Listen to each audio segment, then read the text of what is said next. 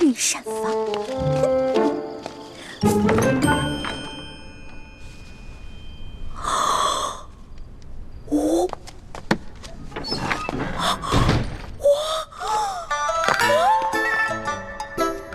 幸亏猪哥哥给了我这张地图。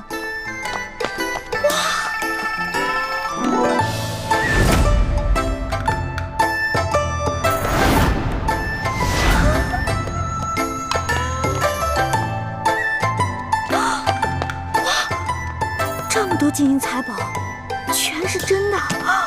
上老板的车反而因祸得福了。我得把这些金银盘子全都带走，带到明珠谷给我的姐妹们。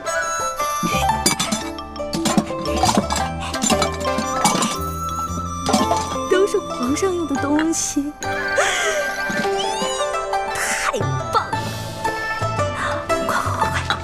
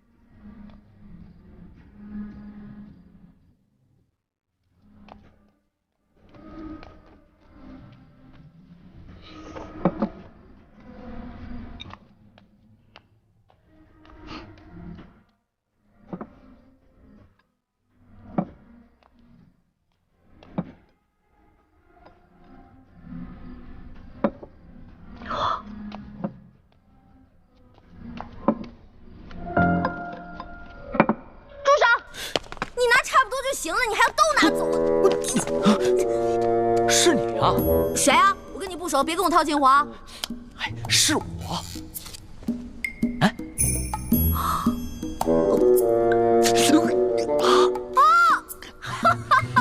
是你呀！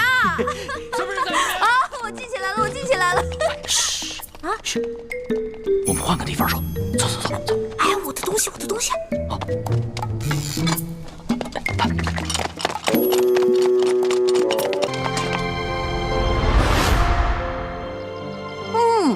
可是这御厨做的就是不一样，不光做的好看，吃着也香哈。那当然，能侍奉皇上的御厨，那都是天下第一的大厨子。哎，你不是说你是皇上的心腹侍卫吗？那你是他的御前侍卫，你想吃什么可以找他恩赐啊。那干嘛半夜3更的去御膳房偷吃的？我哪是偷偷去吃啊，我那是光明正大的去吃。要不是为了掩护你，我哪会被那些相熟的侍卫追得满宫跑啊？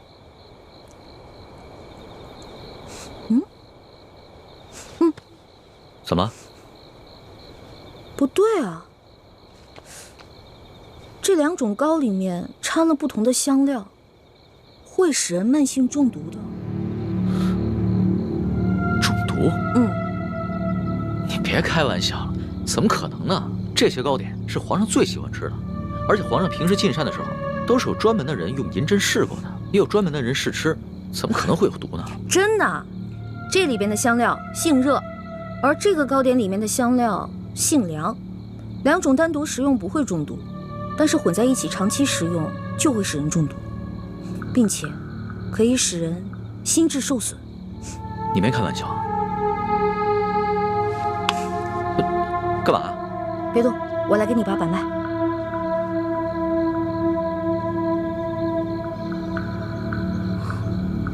这位小兄弟，你的脉象已经显示你慢性中毒了。那个替皇上试吃的人，不会就是你吧？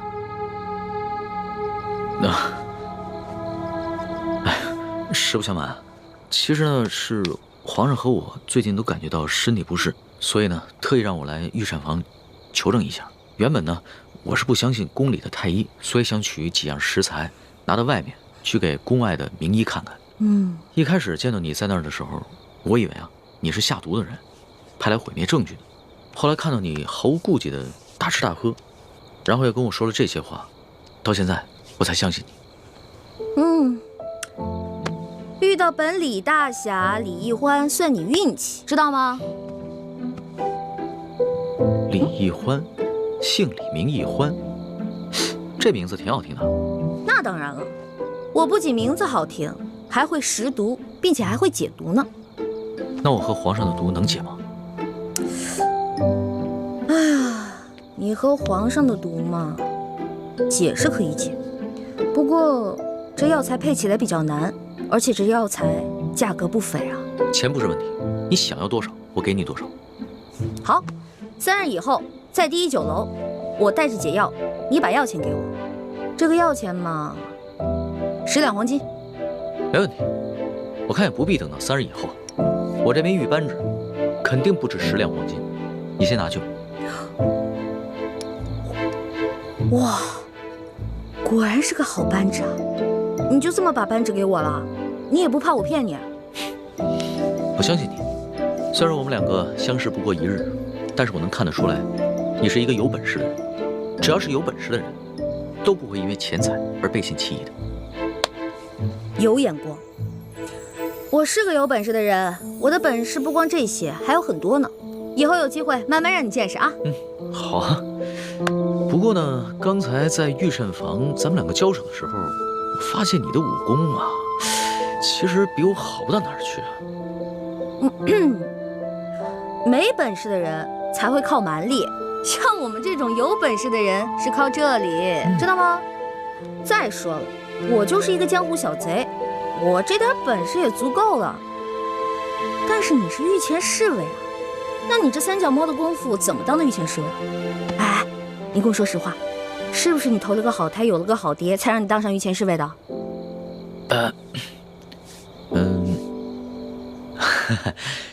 实不相瞒，我确实是投了个好胎，有个好爹。我祖上啊是8旗的贵族，我能随侍皇上，也都是我们家里人帮的忙。任人唯亲，这康熙小皇帝呀，果然不是什么明君啊。哎，也就是你啊，说这样的话，要别人说这样的话呢，我早就拉他去见官了。不过呢，你虽然言语上对皇上不敬，但是我能看得出来，你心思不坏。你这个小兄弟吧，通情达理，仗义疏财。我决定了，你这个朋友，我交定了。你是个重情重义的人啊，我喜欢你的性子。哎，你多大了？我呀，我是顺治12年5月初4生的。5月初4啊？真的假的呀？真的。太巧了，我也是5月初4。啊？只不过我是顺治11年的，比你大1岁。这么巧啊？哎，你说咱们两个1日之内相逢了2次，我觉得咱们这个缘分匪浅呀，不如我们今天指月为誓，结拜为兄弟，如何？从来没有人想着跟我结拜的。不过我以前老看古书上说，那些古人们结拜好像挺有意思的。当然了，我也一直想这么做来着，可惜一直没有遇到合适的人。既然你我这么有缘，那就结拜吧。我长你1岁，我做大哥，你是小弟。哎，不行不行，岂不闻古人有云：文道有先后，术业有专攻。咱们既然结拜，就不能以庸俗的年龄论长幼，咱们得看谁的见识广，本事强。刚才你也说了，我的见识广，本事强，所以我是大哥，你是小弟。这也行啊？当然了，如果你觉得不行的话，再来打一架，谁赢了谁是大哥。不打。行，居然还有人想当我的大哥。行，你是大哥，我是小弟，好了吧？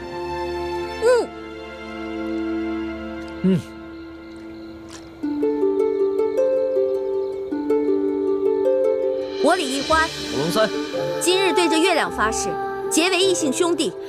从今往后，有福同享，有难同当，永不背弃。同生共死，同甘共苦，如有违誓，天打雷劈。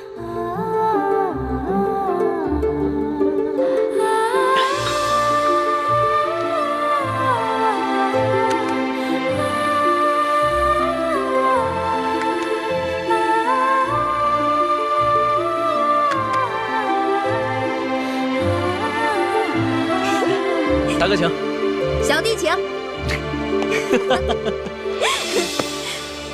哎，对了，我们现在都结拜了，以后不能骗你了，要不然会天打雷劈的。大哥，你说什么呢？你可真是个小白兔！我之前说那个解药说要10两黄金，其实只需要10个铜板。我跟你结拜了，所以自然不能骗你了。哦，还有这个玉扳指，还给你吧。我是刚开始看你那么有钱，所以想顺便敲敲你的竹杠。不过现在咱们都结拜了，我就不能再骗你了，我得讲义气啊。大哥果然是个性情中人，不过我们刚刚对着月亮发誓，要有福同享，有难同当。小弟的东西呢，就是大哥的东西。这个玉扳指啊，大哥你就好好收着吧。这个东西啊，小弟多的是，不必还我了。当真啊？当真，我们刚刚发过誓的，你总不想让小弟被天打雷劈吧？像你这样的小白兔，行走江湖不得被人炖了给烤了吃啊？不过你放心吧，现在有大哥在呢，大哥保护你。行，那日后小弟就多仰仗大哥观察了。放心吧，乖啊。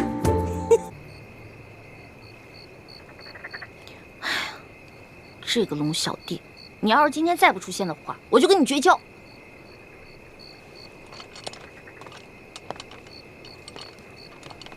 大哥，大哥，大哥，大哥，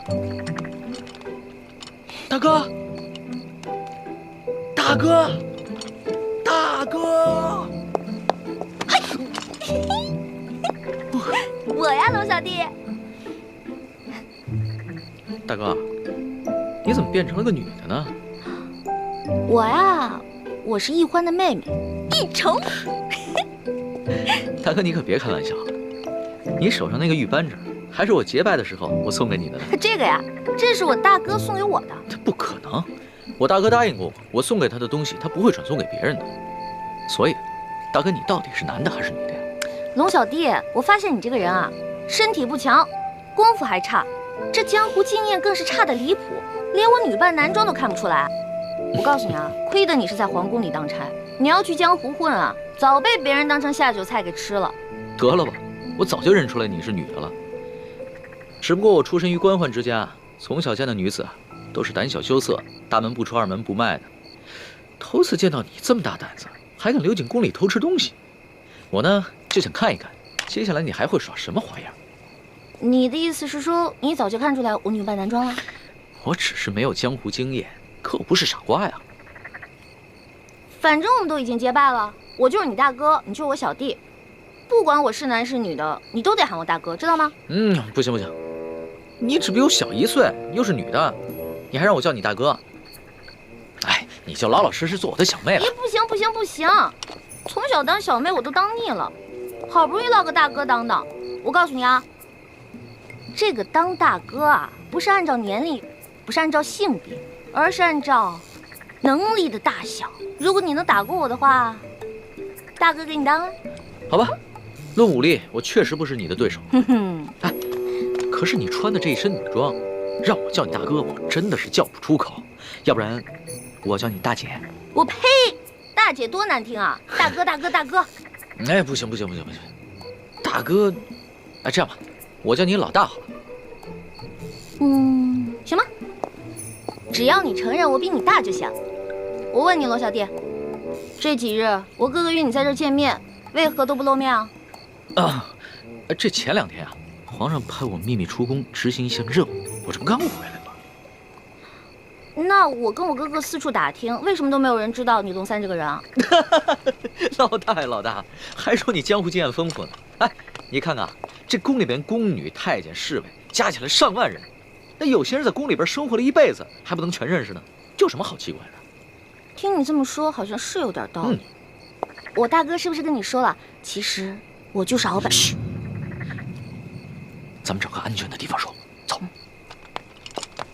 哎，你慢点儿。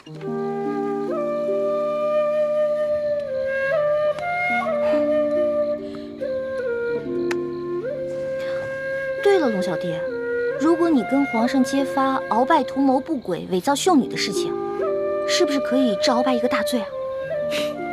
老大，你想的太简单了。这鳌拜把持朝政多年，连先帝伟人的辅政大臣苏克萨哈都敢杀，这伪造秀女的身份又算得了什么？就算皇上追究起来，到时候他自然有办法推得一干二净。而且，愿意为他顶罪的人多了去了。那怎么办？咱们拿鳌拜就没办法了？其实，鳌拜在暗中培训美女，送入宫中和各大臣的府上做耳目，皇上是早有耳闻的。只不过皇上刚刚亲政，没能把持实权，所以只能暂且隐忍了。可我万万没想到，他居然会找上你。嗨，我呀，本来可以施展轻功溜走的，但是我一想，我不是还有我的龙小弟吗？所以我打算把这些都告诉你，你跟皇上说，没准还能立个大功呢，是不是？没想到老大居然肯为我冒这么大的风险。哎，对了，老大，那个大补丸的解药要不要解？有没有解呀？哎，那个大补丸啊，当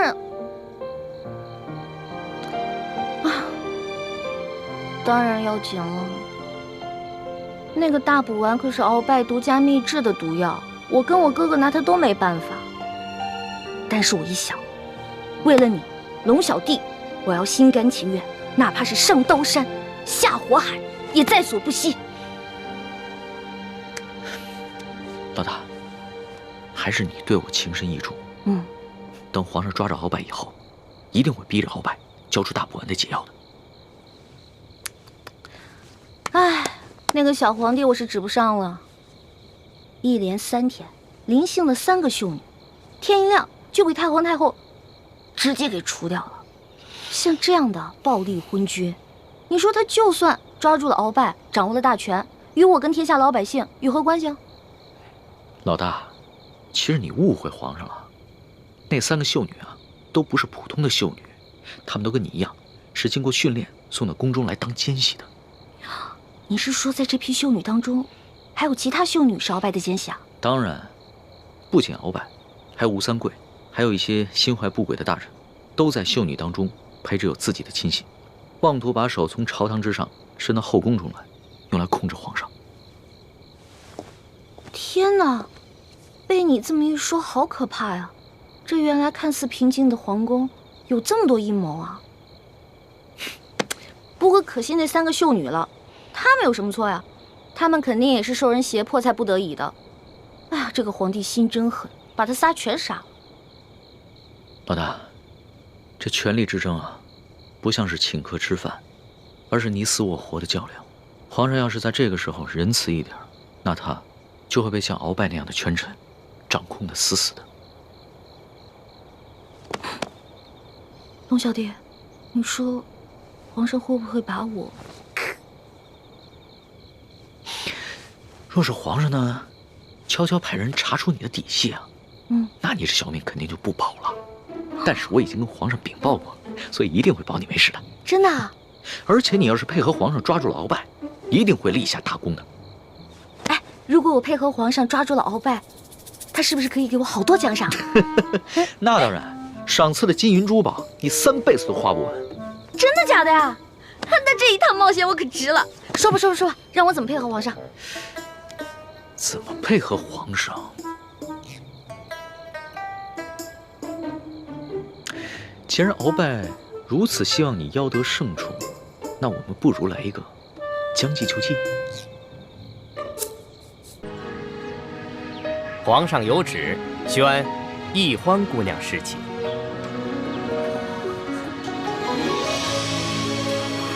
臣女易欢，谢皇上恩典。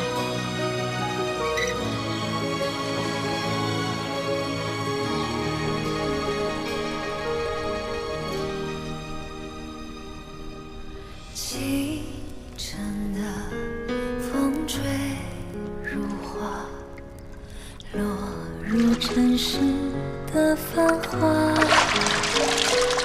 爱迎来卷风沙，恨不过一生的牵挂。愿做他掌上的明珠，献上我纯真的祝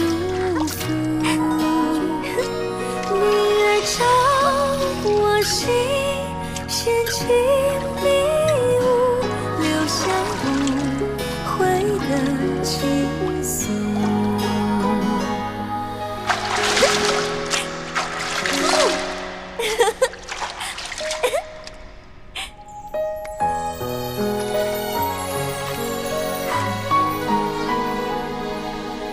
李公公，李公公，我要换的衣裙在哪儿啊？易欢姑娘，侍寝是不能穿任何衣服的。你要是沐浴完了，就请出来，我们为您裹上红绸，然后呢，就抬去皇上的寝宫。不能穿衣服啊？对，就连任何首饰都不能戴。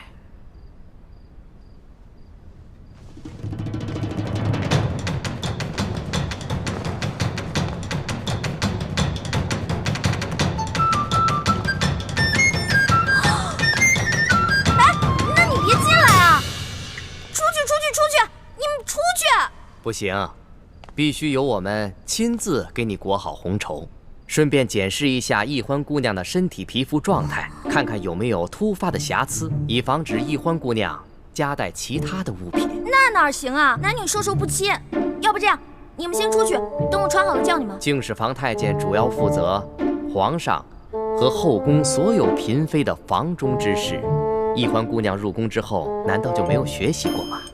学是学过了，但我现在不是还有点不习惯吗？这，哎，你们！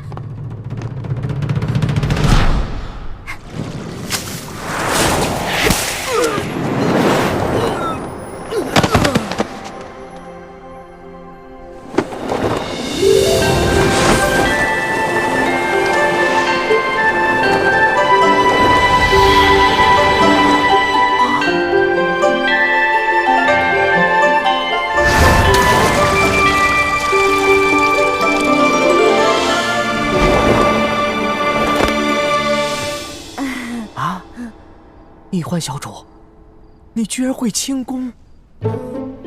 我爹啊是武将，所以从小呢，我跟他学过一些。哦，公公啊，我也知道这宫里的规矩啊不能破，但是有的时候，咱是不是可以商量一下？我进宫之前呢，我爹给我留了许多提起钱，明天我好好重谢三位公公，怎么样？好吧，那只此一次啊，下不为例。知道了。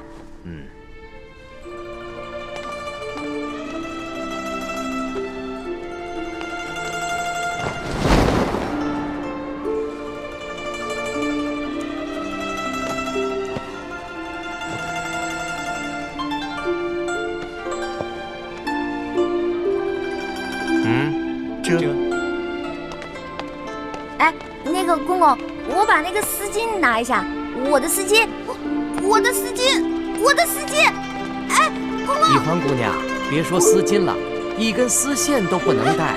我的丝巾，公公，我的丝巾。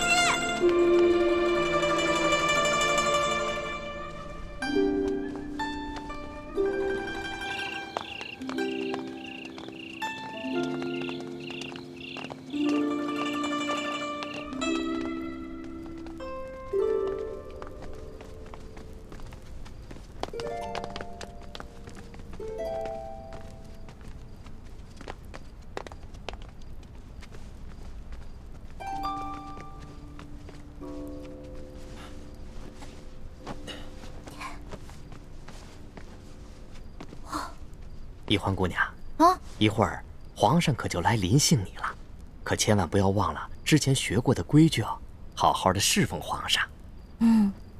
好，挂帘子。这。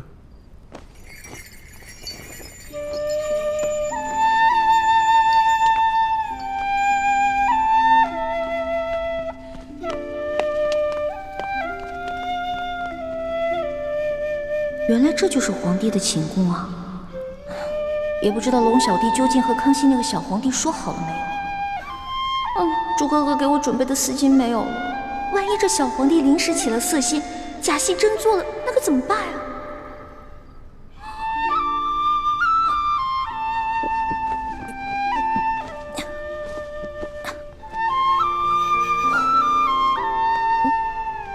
完了完了！朱哥哥要是看到我穿成这个样子，肯定会气个半死。要不趁这个小皇帝还没来，我赶紧溜了吧。万一那个小皇帝怒了要砍我的脑袋，那龙小弟肯定会帮我求情啊。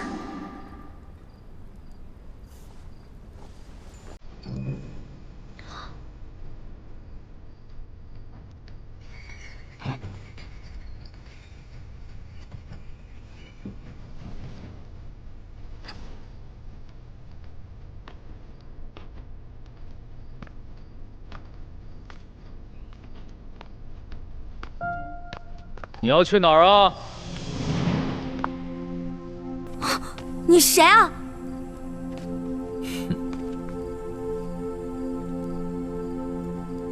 除了朕，还能有谁啊？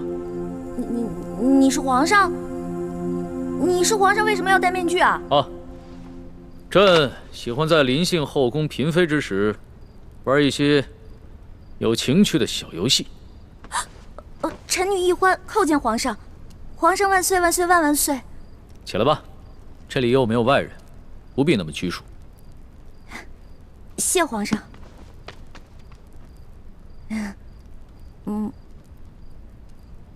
皇上，原来您这么和气啊！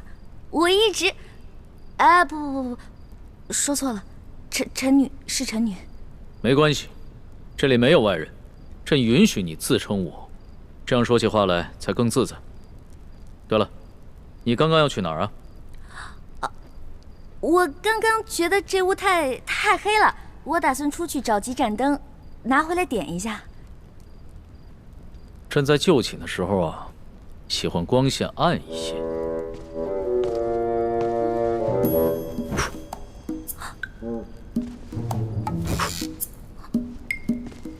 皇上，您别把最后一盏灯也吹灭了，我怕黑。别怕，有朕呢。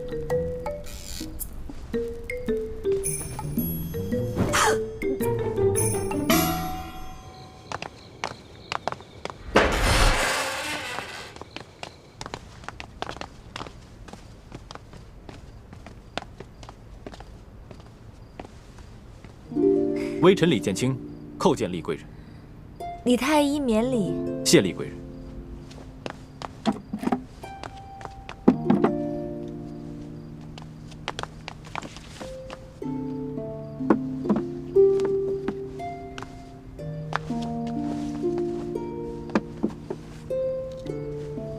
有劳厉贵人。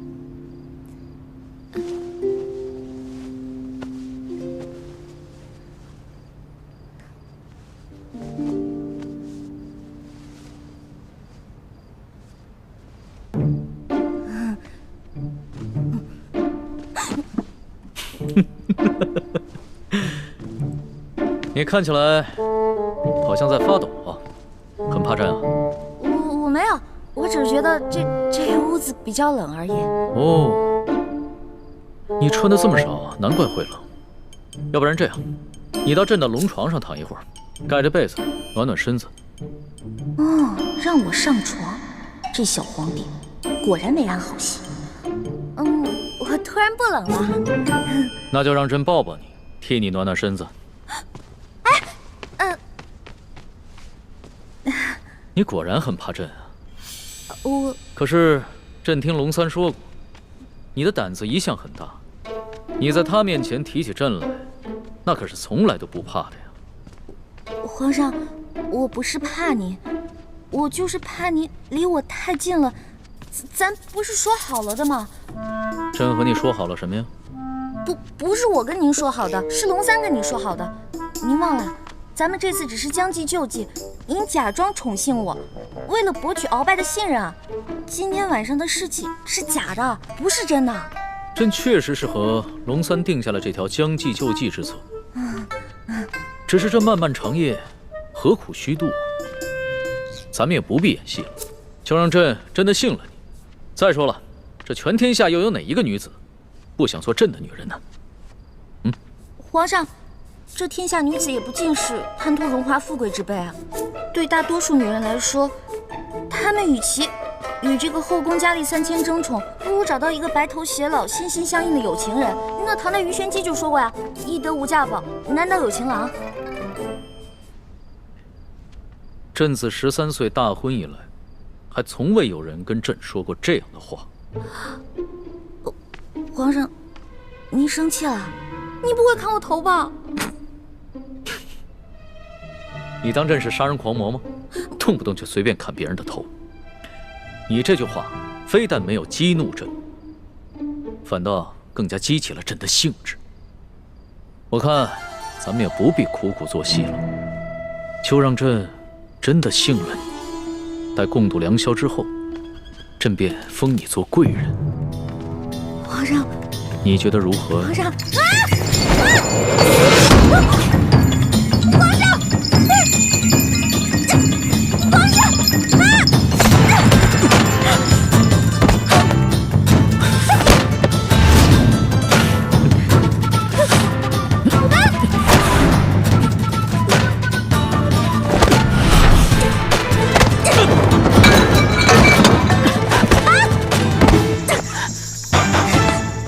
皇上，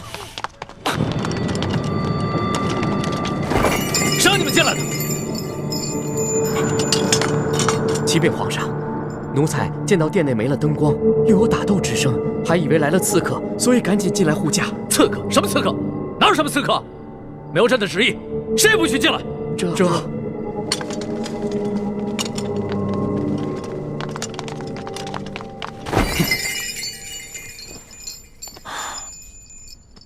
好了，别再动手了。再动手的话，真把你当刺客，你这颗脑袋就真的搬家了。你哭什么呀？皇上欺负人！朕怎么就欺负你了？是你先对朕出的手啊！这还是第一次有人敢在朕的龙床上对朕大打出手，只怕也是古往今来第一个敢在龙床上对皇帝大打出手的女人吧？皇上强词夺理，明明就说好了，还强迫人家，人家不想反抗，反抗还不让，反抗打不过人家就吓唬人家，哪有这样的？朕有你说的那么不堪吗？好了，别哭了。要是被外边的太监给听见了，不知道的还以为朕欺负你一个弱女子呢。那皇上你离我远点，我就不哭了。你让朕远点，朕就远点，那朕岂不是很没面子？龙小弟，你在哪儿啊？你还说皇上是个正人君子，结果皇上就欺负一个弱女子。来，好了，别哭了。哎，朕不跟你这个小女子一般见识。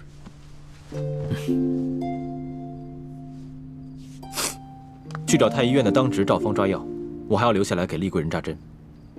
是。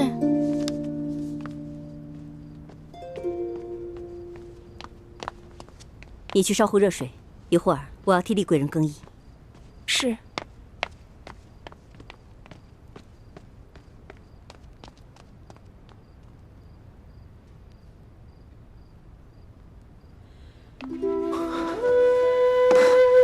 雪师妹，大师兄，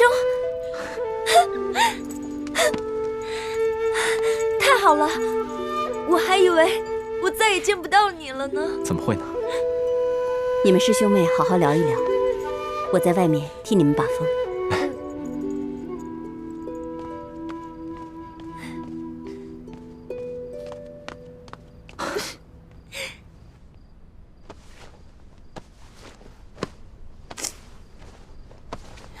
你找什么呢？我想找个手巾擦擦脸。这龙床上哪有手巾啊？朕也不想传太监打扰我们。哎，你又想干嘛？放心吧，朕不会动你的。朕堂堂天子，一言九鼎，给你擦个眼泪。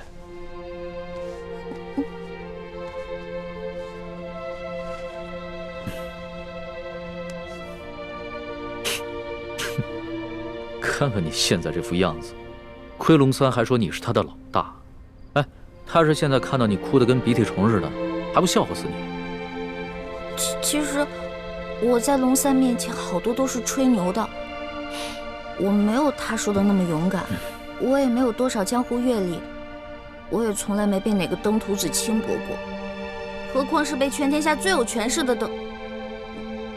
轻薄过，我能不害怕吗？朕听出来了，你是拐着弯儿骂朕是个好色轻薄的登徒子是吧？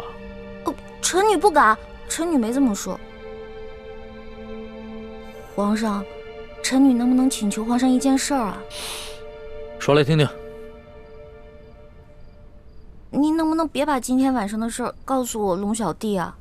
如果你告诉他的话，以后我就没脸在他面前充老大了。哎呀，朕又不是长舌妇，不会告诉他的。哎，不过朕保全了你在结拜兄弟面前的形象，你要怎么答谢朕呢？皇上，您可是全天下最有权势的人，也是最有钱的财主，您就为这么点的小事儿勒索我一个身无分文、身无寸缕的小女子啊！又是朕的不是啊！你怎么说来说去都是朕的不是啊？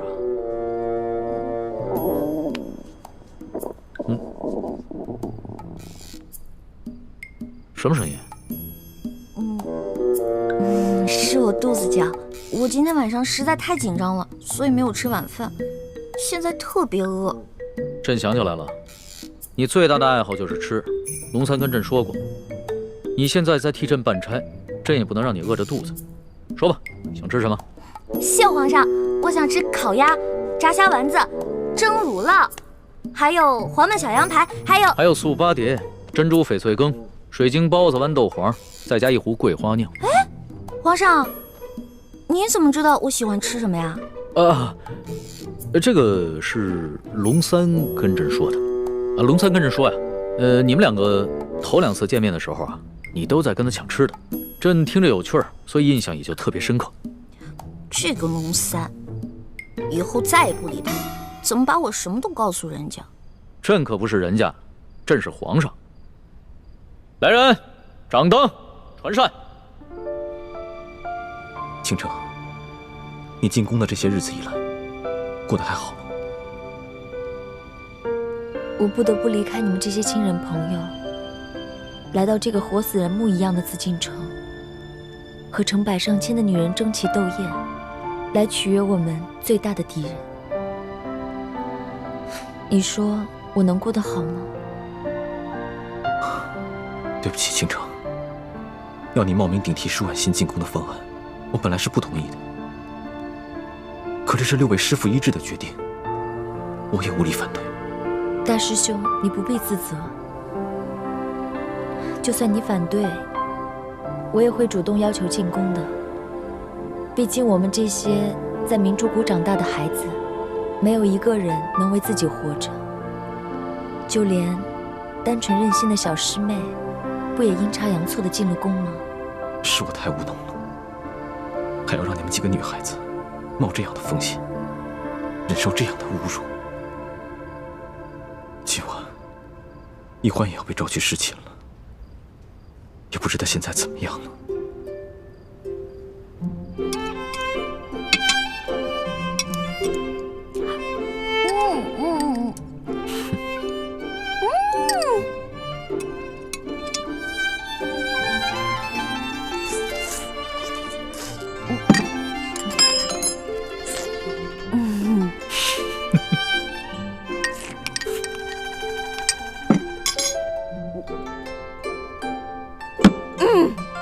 饱了。吃好了？谢皇上恩赐。撤掉吧。这。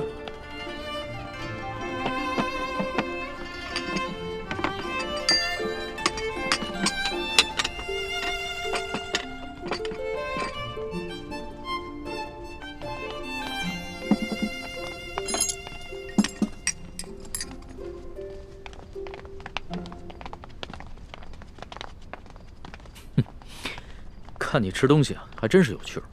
你一个女孩居然能吃得这么香，你这小小的肚子里，到底是怎么装得下这么多东西的呀？要论得上吃啊，这朕的整个后宫，无人及得上你。哎呀，那是他们装的。因为您是皇上嘛，他们在军前得注意自己的礼仪，所以要压制自己的食欲嘛。孔圣人也说过呀，人生3大乐趣，食、色、性也。所以呢，这个美食是人生最大的乐趣之一。说得对。食色是人之本性，现在食之乐趣你已经享受过了，要不要再享受一下色之乐趣啊？看来这个色狼皇帝还真是狼心不死啊！哎呀，要是猪哥哥给我的丝巾在就好了，让我骗他闻一闻，就能让他乖乖睡着。哎呀，这一夜良宵还剩一半啊！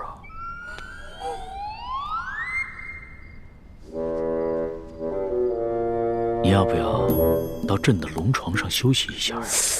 哎呦呵！你又想干嘛呀？皇上，吃太多了，我撑到嗓子眼儿了，我想运动消化一下，可以吗？行。要是连这个朕都不准，那朕岂不是很不懂得怜香惜玉啊？你既然想消食，那就请便吧。谢皇上恩典。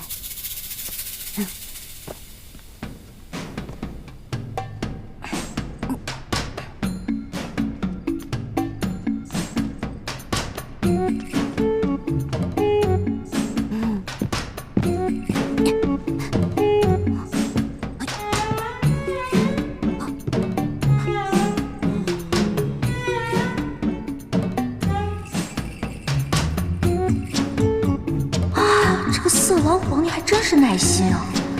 看来是打定主意要吃了我总不能就这么运动一晚上吧？这可怎么办？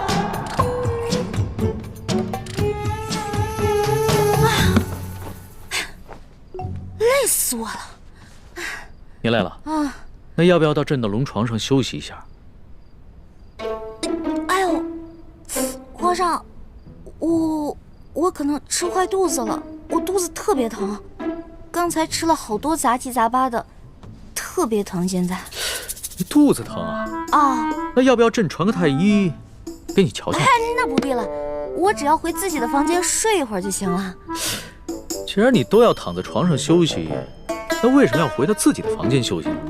朕的龙床一样可以休息啊。我这可不一样啊！我肚子疼，我可能会拉肚子。我在您这儿拉肚子不合适，是不是？我得保持在您面前的仪态，所以还是让我回去吧。你要是真吃坏了肚子想方便，那朕的寝宫里面也有金逆桶，你用吗？我方便在您这儿？哎，不合适，皇上，您可饶了臣女吧。人食五谷生百病，吃喝拉撒那都是正常的事情。要是连这个朕都接受不了，岂不是有违人伦？哎，你别紧张，要是真吃坏了肚子，你就在朕这儿方便，朕不介意。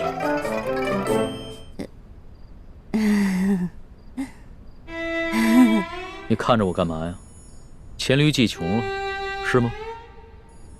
这个色狼皇帝想吃了我，门儿都没有。哎，有了，我可以骗他行酒令，我灌醉他。为什么又不说话了？是不是又在想什么花招啊？哎，皇上，咱们玩耍骰子赌酒吧。这样，咱们赌，如果你赢了，我就听您的上龙床；但如果你输了，您就让李公公送我回去。怎么样，敢不敢赌啊？这倒是挺有趣的，还从来没有人敢跟朕耍骰子赌酒的。好，朕就依你。来人，上一壶酒，再加2副骰盅。哎，等一下，上1坛酒。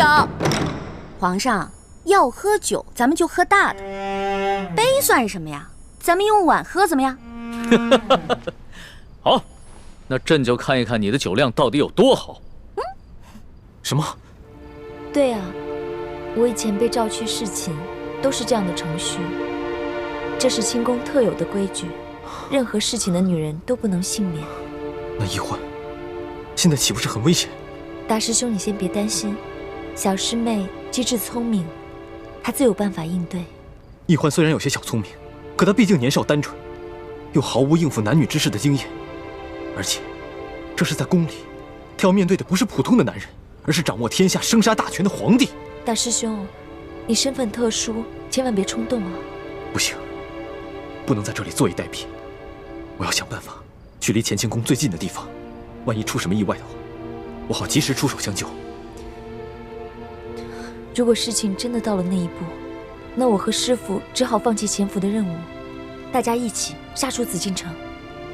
不行，不到万不得已，你们千万不能暴露身份，否则我们就前功尽弃了。你跟六师父最重要的任务，就是潜伏在紫禁城里，找到关系到大业成败的铜匣，还有金钥匙。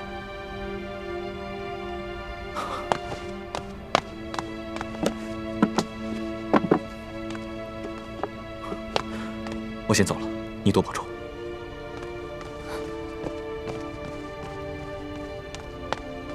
大师兄，为了易欢的清白，你可以不顾生死，而我呢？我在这里以身试敌，你对我就只有歉疚吗？皇上不好意思啊，您输了，喝酒，喝。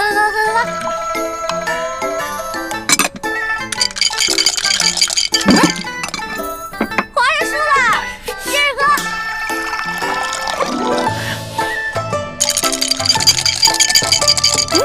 又输了，来，我给您满上，咱们再来一局呗。不要，皇上，我不要，真不要。去哪儿啊？这酒还没喝呢。皇上，皇上，皇上。哎呀，让我看看皇帝长什么样。让我看一眼。易欢姑娘。李公公。皇上已经安寝了，易欢姑娘，请回吧。可是我还想再待一会儿。皇上已经安寝了，易欢姑娘还是回去吧。可我还没看见皇上长什么样呢。哎，这就扛走了就。哎呀，再让我看一眼呗。哎呀，可是我还没看见皇上长什么样呢。哎呀，这怎么小气呢？小气！这个龙小弟又迟到，看我一会儿怎么教训你。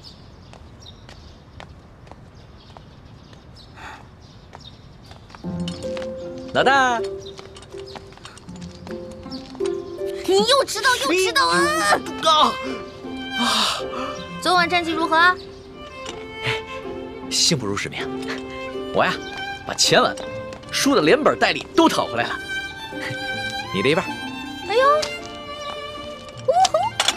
不错呀！哎呀，还好你给我钱，最近正急着用钱呢。老大，这皇宫里边有什么能用得上钱的地方吗？哎呀，这你就不懂了吧？我告诉你啊，这皇宫里啊，处处得用得上钱。昨天我要不是用钱收买了李公公，那老大我就惨了。昨天怎么了？皇上不是早早的就睡了吗？哼，那个小皇帝啊，色狼得很，怎么可能啊？得亏啊，我哥哥给了我一条进过蒙汗药的丝巾，我偷偷带在身上，进入了寝殿，把那个小皇帝给迷晕了。要不然，哪有那么容易啊？你居然把皇上给迷晕了！这件事情要是让皇上知道了，你哥哥还有李公公那两个净室房的太监都是死罪。嘘，这件事除了我还有我哥哥，就你知道，别人都不知道，不许跟别人说。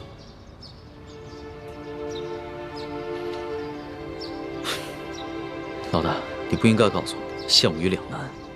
如果我跟皇上说了，那就是对你不义；如果不说，那就是对皇上不忠。我又不是去害皇上，我是为了自保。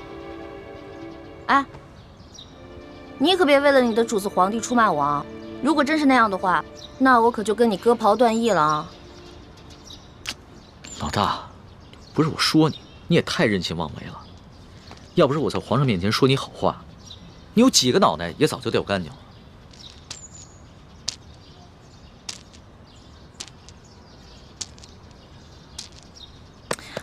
好了，那我不也是一样吗？如果我不是为了你，我怎么可能听鳌拜的话要入宫呢？虽然我武功不高，但是我轻功可以，我可以逃跑吧？我不都还是为了你吗？行，就冲着老大对我这份情谊啊，我说什么也要在紫禁城里边保护你的安全。但是咱俩可说好了，你可不能做什么太过分的事情，尤其是不能伤害皇上，要不然的话，连我都保不住你，明白吗？放心吧，其实我这个人吧，挺怕死的。再说了，我怎么可能连累我的龙小弟呢？还是老大够意思。这脑袋长得真像鸡蛋。嘿嘿。老大，这2个晚上和皇上相处下来，你觉得他怎么样？这小皇帝嘛，有点风流，有点色，但人还是不错的。对我吧，也挺宽容的。最主要的是，他酒品跟毒品不错。我跟你说啊，看一个人，如果他的酒品跟毒品都好的话，基本上这个人也不会差到哪儿去。还从来没有人这么评价过皇上。要是皇上听到了，肯定会觉得很有趣儿。啊，我跟你说的可都是私房话，你可千万不能告诉别人。我知道，我们俩之间的小秘密。耶！宣皇上口谕，封秀女易欢姑娘为答应，入住永和宫。谢皇上恩典。都起来吧。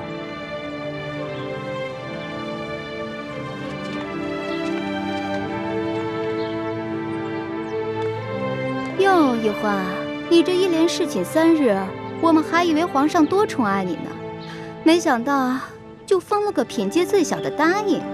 答应就答应吧，反正对我来说都一样。哼，易欢姑娘，您也不必失意。皇上自亲政以来，还从未一连3日召同一人侍寝，这足见皇上对易欢姑娘还是与众不同。虽然只是暂时封了个答应，想必是易欢姑娘有什么地方惹皇上不高兴了。皇上只是稍稍惩戒一下，只要易欢姑娘能够吸取教训，想必皇上还会有恩旨的。谁要讨好那个色狼皇帝了？我才不在乎什么品阶呢。永和宫是雪姐姐的住处，小皇帝阴差阳错的把我安排在了永和宫，比让我当皇后独居中宫都好。易欢姑娘，永和宫的住处已经收拾妥当了，随奴才前去吧。有劳李公公。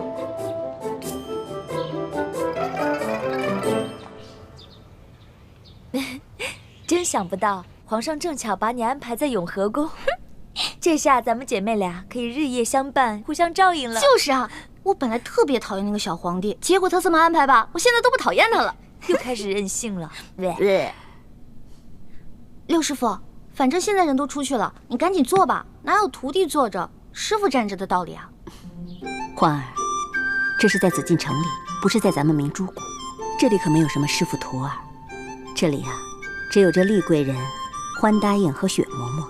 只要记着这一点，你的言行才不会露出破绽。记住，要尽快适应这宫中的生活，谨言慎行，一切以完成任务为重。徒儿记住了。看你还在自称是徒儿，这要是被宫外人看见，宫里人知道了，你会惹出大麻烦的。哎呀，嬷嬷放心，欢答应啊，只是还没有适应她的新身份，我会慢慢教导她的。谢谢厉贵人啦。哎，说真格的，这清宫规矩要正3品以上才有资格做一宫之主，入住正殿。眼下我还只是个正7品的贵人，所以只能住嫔殿。不过啊，好在这个永和宫就只有我一个小主，省去了和其他嫔妃混住的许多麻烦。这也算是皇上对你我的优待了。不过徐姐姐，都说伴君如伴虎，你在宫里陪着皇上，是不是特别辛苦啊？为了光复大明的大业，再辛苦也不值一提。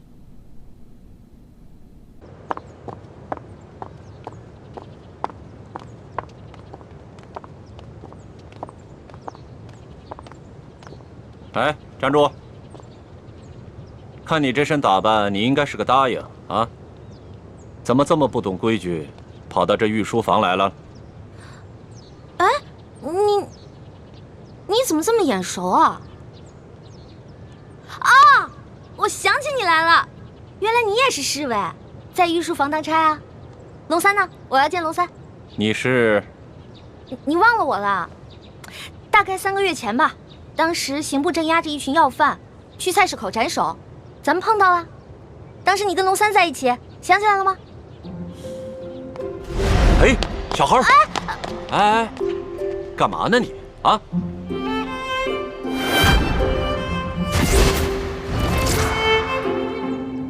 是你？我呀？哎，你是个女的，还进宫当了个答应。哎，龙三呢？龙三？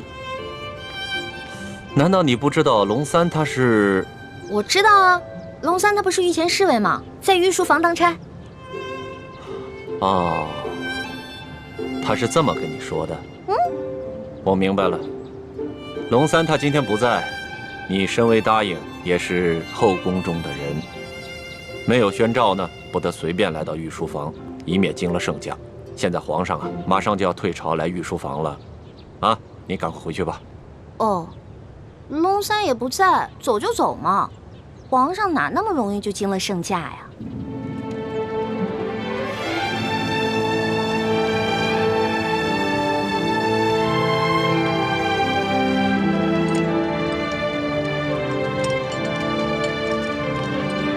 哎呦，皇上来了，快快快！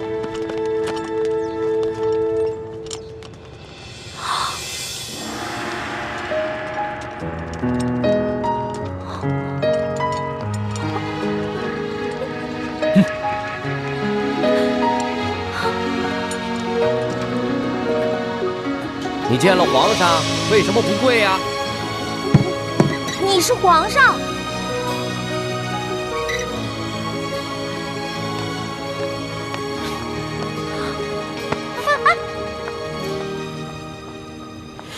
哎，李公公，这个小答应他可是……嘘，这皇家的事啊，别问，也别管。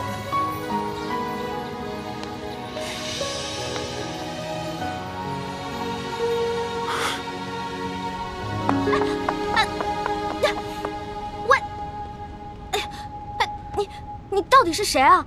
你是皇上还是龙三啊？嘘，我不是皇上，我是龙三。那外面的人为什么称呼你为皇上，还给你跪下了？我真的不是皇上，我只是长相和声音都酷似皇上，所以啊，被皇上选做替身了。你是皇上的替身？对呀，我只是皇上的替身。我们这大清啊，虽说入关数十余年，可是根基还未稳，这皇上又还年少，刚刚亲政不久。不管是那些潜明余孽，还是那些妄想谋朝篡位的权臣，都有暗杀皇上的企图。就拿这个鳌拜来说，连顾命大臣苏克萨哈都敢杀，还勾结内侍给皇上下毒。所以啊，皇上时常让我扮成他的样子。我就说嘛，你吓死我了！你怎么可能是皇上呢？你要是皇上的话，怎么可能半夜3更的去御膳房偷东西呢？还跟我结拜兄弟了，是不是？对对对。所以皇上3日侍寝不肯让我看他的样子，一直戴着面具，就是怕我发现，是不是？对呀。所以你现在知道了，为什么你在宫里面打听不到侍卫龙三这个人？因为我不是普通的侍卫，我不站班儿，我只是在必要的时候出来替皇上一下。那也就是说，你是皇上的替身，那也就得替皇上挨刀子了。我身为臣子，当然要效命于皇上了。再说了，皇上待我不薄，我也是心甘情愿替他卖命。龙小弟，你太可怜了。你说你当皇上的替身，皇上对你好，说白了就是让你去给他卖命。哼，从古至今，所有的皇帝都一个样，自私自利，全都是冷血无耻之徒。老大，你就别当我的面说皇上的不好了，你这不是为难小弟吗？哎，你今儿怎么想起跑这御书房来找我了？还说呢，几天都不理我。我有重要的事情要告诉你。重要的事情？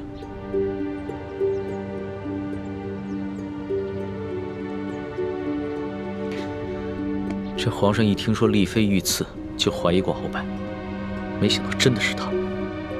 可不是嘛，这个鳌拜勾结内侍，行刺嫔妃，简直是胆大包天，把皇上都不放在眼里。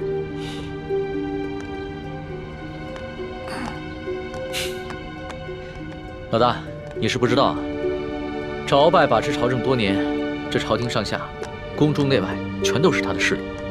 皇上暗中派人查探了几天，也没有抓住他半点把柄。那难道就这么算了？小不忍则乱大谋，眼下还不是跟鳌拜翻脸的时候，所以只能当做暂不知情了。这个鳌拜贼心不死，还逼着我哥哥要去刺杀厉贵人。你务必跟你哥哥说一下，千万不要听命于鳌拜。皇上已经在暗中想办法铲除鳌拜了，所以要拜托你哥哥多跟鳌拜周旋一段时间了。哎，放心吧，我哥哥啊肯定不会助纣为虐的。不过你说这个小皇帝他的计划可行吗？会不会很危险啊？老大，这皇上呀，可不是你想象当中的那个风流好色之徒。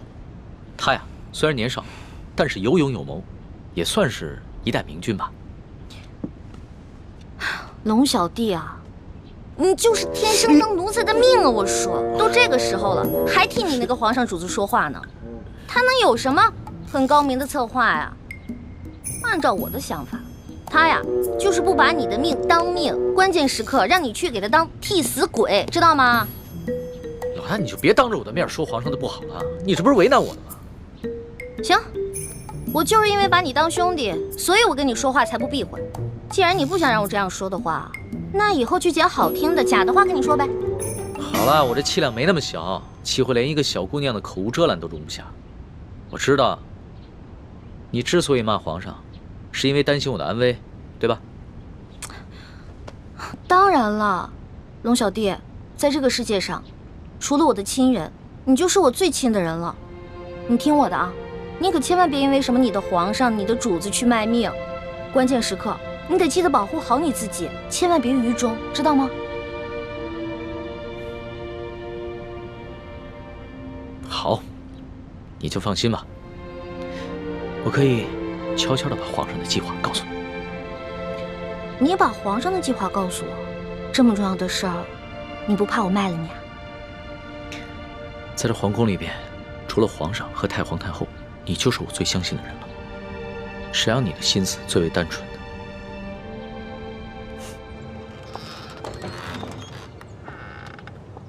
李德福，送欢答应回永和宫。这。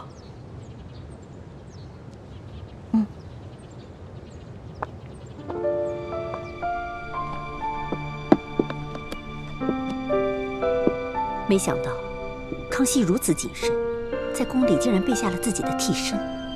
在我们入宫计划方案中，第一步是拿到铜匣，第二步就是刺杀康熙。我们一定要周密计划，务必要分清楚谁是替身，谁是真正的康熙，确保一击成功。这就需要小师妹多想想办法了，查清楚龙三的行踪，什么时候会去假扮康熙，又如何区分二人的差别？其实也没什么可难的，至少在临幸后宫嫔妃的康熙，不可能是替身。到时候拿到了铜匣，他再照你侍寝，我们就有机会了。六师傅，此计虽然可以暗杀成功，但忽略了倾城师妹的安危，恐非上策。有大师兄的担心，再危险也值得了。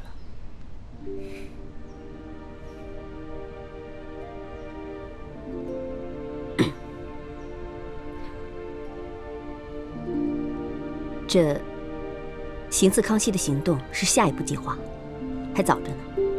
我们还是现在想一想接下来的行动。康熙居然会派几个会摔跤的小子去擒拿鳌拜，这个计划比我们未来行刺的计划更加冒险。不如我把康熙擒拿鳌拜的计划告诉鳌拜，鳌拜岂会坐以待毙？到时候他们君臣内斗，无论谁赢谁输，我们都可以坐收渔利。什么？康熙在暗中训练几个小太监、小侍卫摔跤，想借着摔跤的游戏擒拿老夫。你这消息来源可靠吗？他已经开始怀疑行刺厉贵人的幕后主使就是中堂大人，所以加强了对厉贵人的保护，卑职想尽办法也无从下手。这康熙少年老成，若是他真的想拿下老夫，那他绝不会向任何人透露半点风声。更何况，老夫乃大清第一勇士，这康熙岂会指望几个只会摔跤的少年就能拿得下老夫呢？这种计划太过儿戏了。说不定他们是想钓鱼吧，想让老夫主动上钩。若是老夫先动手，那就中了他们的计了。那他就可以名正言顺地下诏拿下老夫了。中堂大人思虑周密，卑职佩服。不过，宁可信其有，不可信其无。若是皇上单独召见中堂大人，大人小心防备为好。老夫这大清第一勇士可不是浪得虚名，又怎会怕他那几个只会摔跤的少年呢？更何况老夫在宫中埋伏下了不少的心腹死士。若是康熙小儿真的敢冒险与老夫翻脸，那老夫定会让他后悔莫及。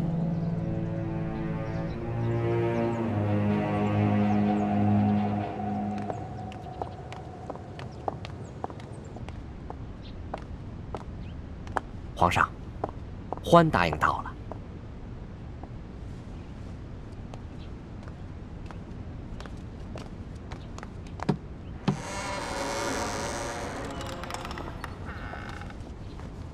奕欢，叩见皇上。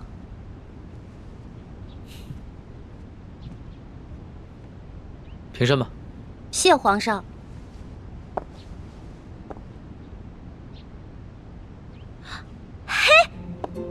是你呀，龙小弟！哎呦，你小气的，你给我装什么皇上啊？这皇上跟龙三竟然长得一模一样，你怎么知道在你面前的是龙三，不是皇上呀？我怎么可能不知道啊？哎，皇上啊，那3日侍寝，虽然把灯光调得很暗，而且还戴了个面具，但是我可以看他的眼睛啊，他的眼神跟你完全不一样。你的眼神呢，温柔体贴，他不是。皇上看你的眼神很冷漠疏远吗？也不是。他看我的眼神有一种猎人看猎物的感觉。哎，我也说不清楚，反正那种感觉就很奇怪，就是觉得他不是什么正经皇帝。要不是你们俩眼神不一样啊，我还真认不出来。哎，对了，你叫我来干嘛？我这次叫你过来呢，是想跟你道个别。道别？你要去哪儿啊？还记得我上次跟你说过的要擒拿鳌拜的计划吗？今天就是计划展开的日子。皇上已经宣召鳌拜单独来御书房觐见，所以我要亲自动手，和那些训练已久的侍卫和太监们一起擒拿鳌拜。什么？你要亲自跟鳌拜动手？鳌拜可是大清第一勇士，你亲自动手你就死定了。鳌拜一日不出，皇上就无法真正亲政。而且，鳌拜手握军权，皇上也不敢下旨捉拿鳌拜。但是鳌拜此人呢，自恃武功甚高，性格极为孤傲，他绝对想不到皇上会找几个摔跤手在宫里边要擒拿他，这样出其不意，反倒有可能成功。而且皇上还安排了李公公在茶里边下了一些药，鳌拜喝了以后就会内力尽失。李公公，皇上让李公公来协助你？对啊，李公公从小就进宫了，侍奉过太祖皇帝和先皇，深得太皇太后的宠幸。可是那个李公公……怎么了？算了，没事了。龙小弟，你别那么傻，你别替皇上去卖命，你肯定会死的，你别去了，行不行？所以啊，特意让你过来，跟你道个别。毕竟我活到这么大，你是跟我关系最特殊的人。这一世，我可能只能做你的龙小弟，是你的结拜兄弟。可是来世，我希望做你的青梅竹马。老大，你怎么哭了？我们两个是结拜兄弟，说好有福同享，有难同当的。你要是去送死了，就凭我这三脚猫的功夫，根本救不了你。那如果你死了，那我也得去死啊！我还不想死呢，我还有很多美食没有吃呢，我还有很多心愿没有完成呢。那你就别陪我去死了，让我自己一个人死就好了。反正我在九泉之下也不会怪你，顶多变成厉鬼来缠着你。呸！你明知道人家心里特别着急，你还说这样的话。老大，好了，别哭了，啊！这个计划，它又不一定会失败，也许就成功了呢。道完别了，你先回永和宫，等消息吧。龙小弟，只能这样了吗？没有什么更改的可能吗？只有过了这一关，皇上才是一条龙，要不然的话，他只是一条虫。那你等我一下。你要干嘛？哎，不许进来啊！我没让你进来，你不许进来。哎，不许进来。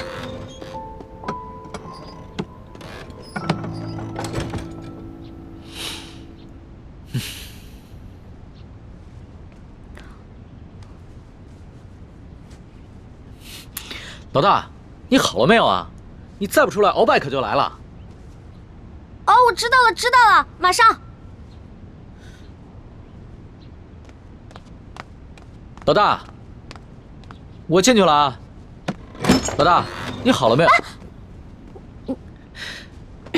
老大，你不会真是以为我要赴死了就要以身相许了吧？呸！你怎么变得跟那个小色皇帝一样了？真是近墨者黑。喏，给你的。这个是金蚕背心，鳌拜给我的，据说可以刀枪不入，水火不侵。反正我留着也没用，给你穿吧，你还能保护着你自己。好香啊，老大，这上面还有你的体香和体温呢。你干嘛用那种色眯眯的眼神看着我呀？你这样很猥琐，知道吗？你赶紧穿上吧，这之前我贴身穿的，反正我用不上，你穿上以后还可以护住你的要害呢。既然是你穿过的衣服，那我当然要穿了，要不然你替我穿。你这说的什么鬼话呀？我不想理你了。哎，老大，哎，老大，我是你老大，你是我小弟，所以你得听我的，知道吗？不能死。是，遵命。